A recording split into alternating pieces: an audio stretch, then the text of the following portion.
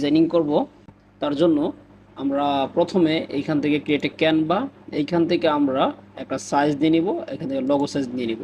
ওকে, logo size নেওয়ার পর আপনি এই যে এইখানে একটা সার্চ বক্স পাবেন, আপনার অনুযায়ী আপনি এখানে যে কোনো টেমপ্লেট আপনি সার্চ করতে পারেন। তো এই লোগোটা, এটা হচ্ছে ভাইরাল একটা লোগো এবং ট্রেন্ডিং একটা লোগো। আপনি যদি এই লোগোটা নাও করতে পারেন, সেই ক্ষেত্রে আপনি গুগলে সার্চ করলেও পেয়ে যাবেন।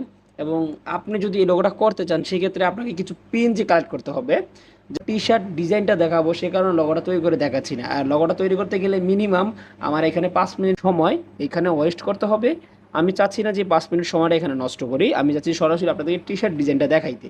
তো প্রথমে এটাকে সুন্দর করে জাস্ট সুন্দর করে সাজিয়ে নিব। ওকে,